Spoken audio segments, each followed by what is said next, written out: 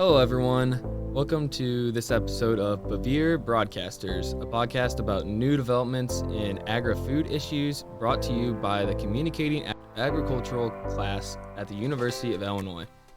We named our podcast Bevere Broadcasters after Bevere Hall on the Champaign-Urbana campus where we meet for class. I'm Cazdin, an agronomy major here at the University of Illinois, and I come from a farm town and a small family farm outside of the town called Greenville. It's about a 2-hour drive south of Champaign.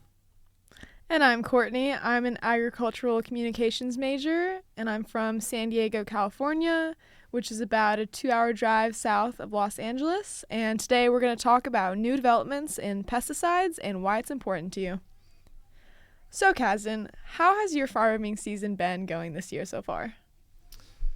Well, I'm glad you asked. It's been a very long season this year, to say the least. The weather this year did not cooperate in the spring during planting season.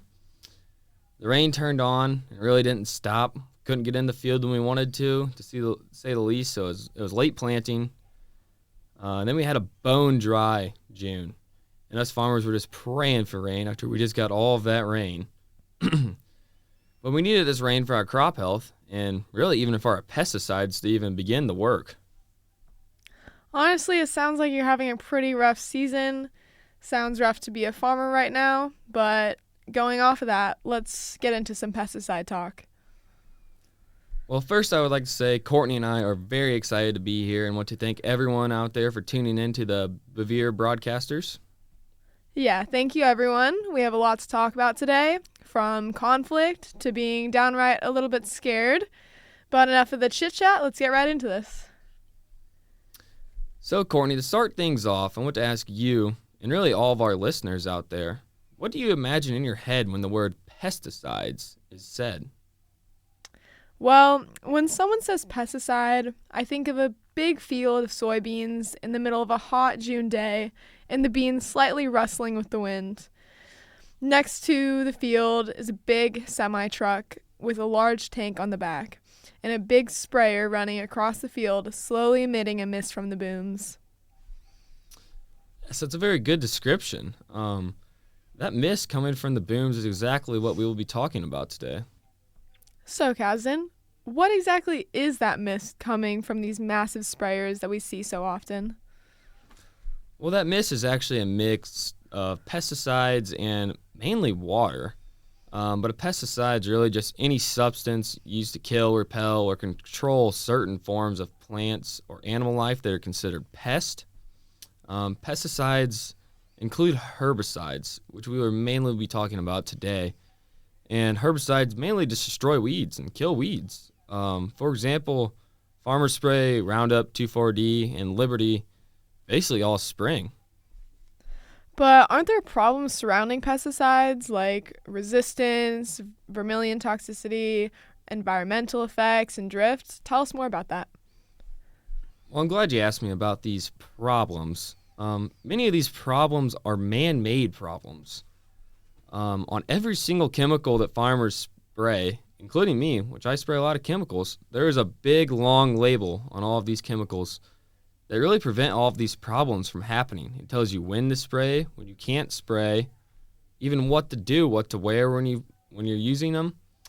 And sometimes these rules really aren't followed. There's been big talk about the dicamba ban surrounding one of these man-made problems, a drift problem. What have you heard about this situation? Oh man, the dicamba ban. I have heard a bit about that situation. According to Ag Media, the dicamba-based weed killers that are manufactured by Bayer have been blamed for millions of acres of crop damage and harm to endangered plants and pollinators, as well as natural areas across the Midwest and the South. Dicamba has been causing massive and unprecedented harm to farms, which is a huge problem for farmers. So, Cazdin, what does this mean for future chemicals? I think this means that chemicals must be made differently and used right to begin with. As I said before with the label, it's really necessary and important for farmers to follow this to prevent man-made problems like drift. You got to spray when it says you can spray it. We also need to be creating chemicals that don't have any resistance to begin with, and especially no vermilion toxicity. Vermilion toxicity is basically the pesticide hurts humans, and the pesticide only needs to hurt pests and weeds that we are targeting. These pesticides really just need to be used and made better. So, what are farmers going to do with these chemicals getting banned?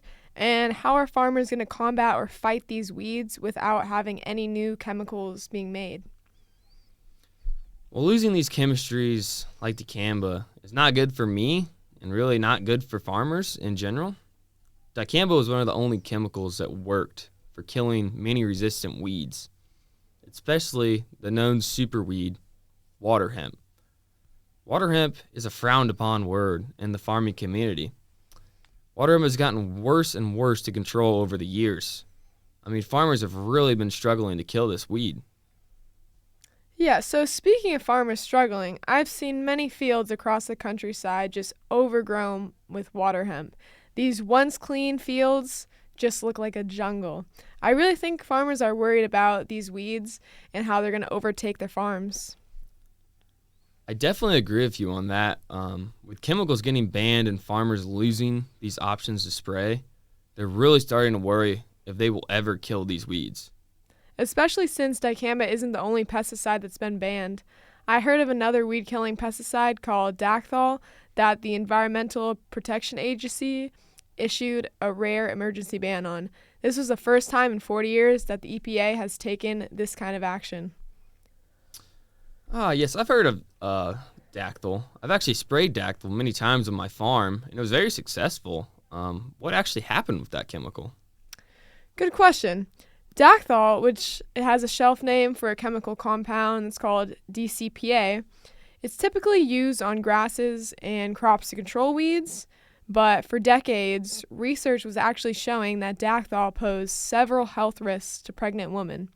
The pesticide has been found to cause changes to fetal thyroid hormone levels, which can eventually lead to lower birth weights, impaired brain development, and impaired motor skills. I know it says this pesticide was found to cause changes, but was there any research as anyone was affected by the chemical? Yes, there was actually a study conducted by the researchers at the University of California, Berkeley, and in 2016, they tracked a group of teenage girls living in California's Salinas Valley for a week and found that over half of the girls were exposed to Dacthal during that time. Apparently, the EPA knew of the potential harm posed by Dacthal for 18 years before taking any steps to suspend it. Then they took another 10 years to request more studies to be done on the chemical to eventually suspend its registration. The process to ban a product like Dacthal is very time intensive. It can take up to several years.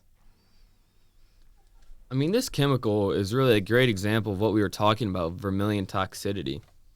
We can't make chemicals that harm humans. They only need to harm weeds and the pests we are targeting. But there again, there's a line farmers have to play toe-to-toe with, because without pesticides, weeds get out of control on farms.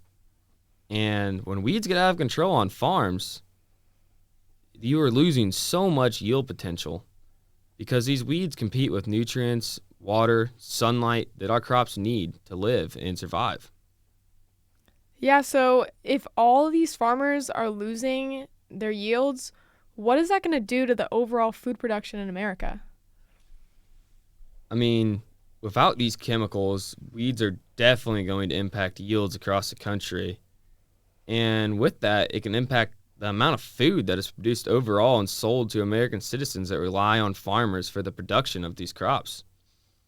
But not only farmers should be worried about this, but everyone.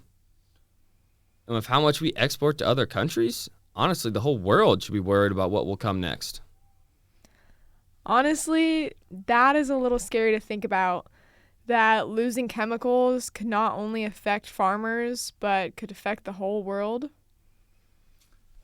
Yeah, this question of where will pesticides' place be in the future is very scary. I mean, losing these pesticides will hurt the entire United States and, if not the world.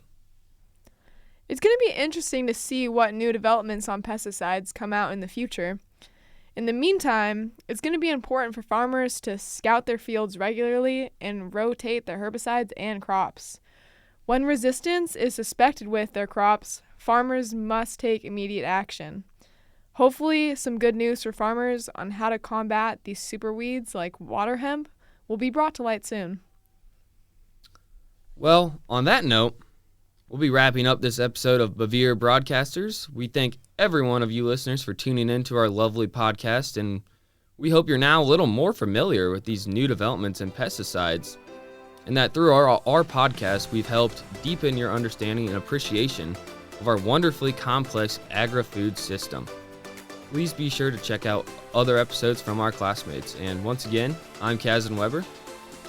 And I'm Courtney Hall, and thank you for listening to our podcast on pesticides and new developments in them and the potential harms that they're having on farms.